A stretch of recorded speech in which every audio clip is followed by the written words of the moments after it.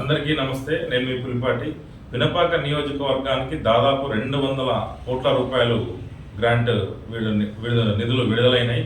ఆ 200 కోట్ల రూపాయలు నియోజకవర్గానికి ఎందుకు వచ్చినాయి, వాటిని ఎక్కడ ఖర్చు పెడతారనే విషయం ఈరోజు మనం తెలుసుకుందాం. నిన్న పినపాక శాసనసభ్యులు పాయం వెంకటేశ్వర్లు గారు పత్రికా సమావేశం నిర్వహించారు. దాంట్లో భాగంగా పినపాక నియోజకవర్గానికి 200 కోట్ల రూపాయల నిధులు శాంక్షన్ అయినాయని, దానికోసం త్వరలో భూమి పూజ చేయనున్నట్టు తెలిపారు. ఆ 200 కోట్ల నిధులేంటి, ఆ భూమి పూజ ఏంటి అనేది మనం దీంట్లో తెలుసుకుందాం. అంతర్జాతీయ ప్రమాణాలతో యంగ్ ఇండియా ఇంటిగ్రేటెడ్ స్కూల్ నిర్మాణం త్వరలో పినపాక నియోజకవర్గంలో ప్రారంభించబోతున్నారు. భూమి పూజ కూడా త్వరలో చేస్తామని ఎమ్మెల్యే పాయం గారు తెలిపారు. భూమి పూజ ఎక్కడ చేస్తారు, ఎన్ని ఎకరాల్లో నిర్మాణం చేపడతారు, ఎక్కడి నుంచి, అంటే ఎవరెవరికి ఆ స్కూల్లో అనుమతి ఉంటుందనే విషయం మనం దీంట్లో తెలుసుకుందాం. విద్యా వ్యవస్థలో ప్రతిష్టాత్మకమైన మార్పులు తీసుకురావడం కోసం భద్రాద్రి కొత్తగూడెం జిల్లా పినపాక నియోజకవర్గంలో కాంగ్రెస్ ప్రభుత్వం 200 కోట్ల రూపాయల నిధులు శాంక్షన్ చేసింది యంగ్ ఇండియా ఇంటిగ్రేటెడ్ స్కూల్ నిర్మాణానికి. జాతీయ స్థాయి విలువలతో యంగ్ ఇండియా ఇంటర్నేషనల్ స్కూల్లో ఇంటిగ్రేటెడ్ స్కూల్లో త్వరలో ప్రారంభించబోయే స్కూల్లో దాదాపు 2500 మంది విద్యార్థులు చదువుకునే అవకాశం కలుగుతుంది. బడుగు బలహీన వర్గాలను అందరినీ దృష్టిలో పెట్టుకొని ఆ స్కూల్ అనేది ప్రారంభించబోతున్నట్టు ఎమ్మెల్యే తెలిపారు.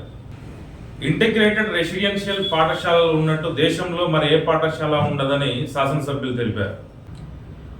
పేద విద్యార్థులు ప్రైవేట్ పాఠశాలల్లో లక్షల ఫీజులు చెల్లించి వాళ్ళని విద్యాబోధన చేయాల్సిన అవసరం ఇక మీద ఉండదు. లైబ్రరీ, అన్ని సదుపాయాలు, సకల సౌకర్యాలు, విద్యార్థులకు కావాల్సిన ప్రతి సౌకర్యాలు దీంట్లో ఈ రెసిడెన్షియల్ పాఠశాలలో ఉంటాయని చెప్పేసి మా పాయం వెంకటేశ్వర్లు గారు మీడియాకు తెలిపారు. వారు ఏం మాట్లాడారనేది వారి మాటల్లోనే మనం విందాం.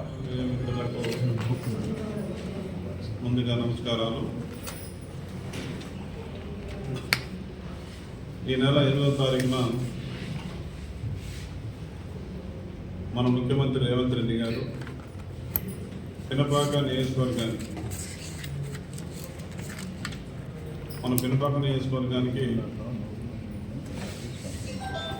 యంగ్ ఇండియా ఇంటిగ్రేటెడ్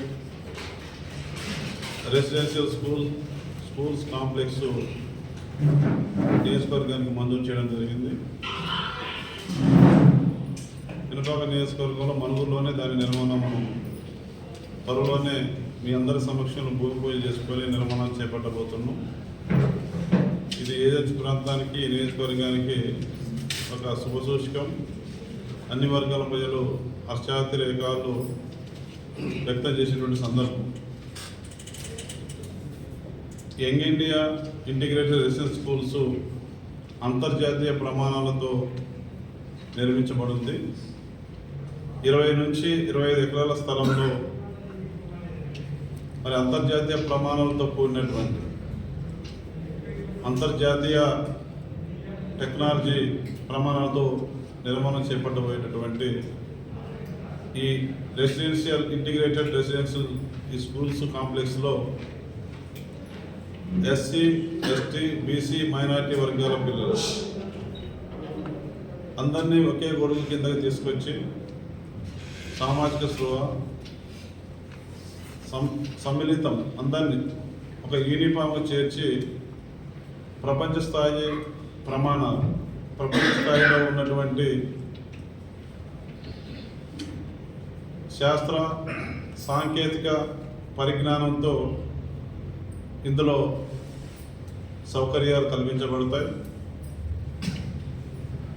విద్యను బోధించే ఉపాధ్యాయులకు కూడా, స్టాఫ్స్ కూడా ఇందులోనే కాంప్లెక్స్, వాళ్ళకు కూడా క్వార్టర్స్ నిర్మాణం జరుగుతుంది. బయటికి పోయే అవసరం ఉంటుంది. అన్ని రకాల వస్తువులు, ల్యాబ్స్ కానీ, కంప్యూటర్స్ కానీ, అన్ని రకాల అధునాతనమైనటువంటి టెక్నాలజీతో కూడినటువంటి పరిజ్ఞానంతో కూడినటువంటి అన్ని ఏర్పాట్లు కూడా ఈ యంగ్ ఇండియా ఇంటిగ్రేటెడ్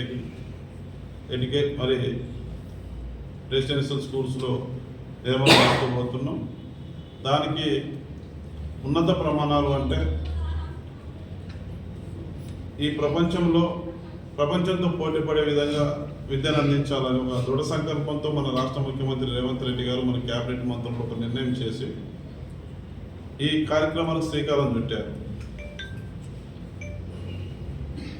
ప్రపంచంలో మన ఇండియాలో మన తెలంగాణ రాష్ట్రం టాప్ A1లో ఉండాలని చెప్పేసి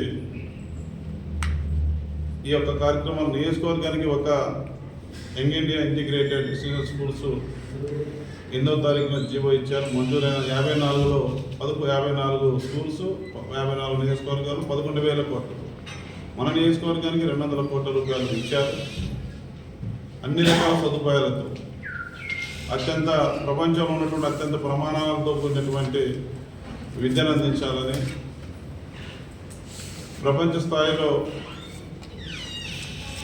కార్పొరేట్ విద్యా వ్యవస్థకు కార్పొరేట్ విద్యకు ఏమాత్రం కూడా తీసుకోకుండా అంతకు 10 రెట్టింపుతో కూడినటువంటి ప్రమాణాలతో పరిపుష్టమైనటువంటి ఎడ్యుకేషను అందించాలని ఈ యొక్క రెసిడెన్షియల్ స్కూల్ కాంప్లెక్స్ మనకు మంజూరు చేసినటువంటి సందర్భం బీసీ మైనారిటీ వర్గాల పిల్లలు అంటే 3వ తరగతి నుంచి 12వ తరగతి అంటే జూనియర్ వరకు జూనియర్ కాలేజ్ వరకు ఇందులో విద్యను అందించడం జరుగుద్ది. అది మన ఏజెన్సీ ప్రాంతంలో మన పినపాక నియోజకవర్గానికి మరి ఇచ్చినటువంటి గౌరవ ముఖ్యమంత్రి గారికి నా తరఫున పినపాక నియోజకవర్గ ప్రజల తరఫున ప్రత్యేకమైనటువంటి అభినందనలు ధన్యవాదాలు మీ ద్వారా తెలియజేస్తా ఉన్నాను. ఈరోజు మన కాంగ్రెస్ పార్టీ ప్రభుత్వం వచ్చిన తర్వాత విద్యకు అత్యంత ప్రాధాన్యత ఇస్తూ ఉంది. అందులో భాగంగానే ఇవాళ పోయిన ఎడ్యుకేషన్ ఇయర్ ప్రారంభమయ్యే ముందే అమ్మ ఆదర్శ పాఠశాలల పేరుతోని ప్రాథమిక స్థాయిలో ఉన్నటువంటి పాఠశాలలు కూడా అన్ని రకాల సమస్యలు పరిష్కారం చేసే దిశగా అమ్మ ఆదర్శ పాఠశాలకు సంబంధించి పోయిన ఎకనామిక్ ఇయర్ కంటే ముందే పాఠశాలల ప్రారంభానికంటే ముందే 1,100 కోట్ల రూపాయలు వెచ్చించి ఇవాళ ఏ గ్రామీణ ప్రాంతంలో చూసినా చిన్నపిల్లలు చదివే స్కూల్లో కూడా టాయిలెట్స్, డ్రింకింగ్ వాటరు, కరెంటు, ఆ రూములు కూడా ఆ తరగతి గదులు కూడా అందంగా కలర్స్తో వేసే విధంగా నిధులు మంజూరు చేయించి పూర్తి చేసి ఎడ్యుకేషను ప్రారంభం చేసుకోవడం జరిగింది.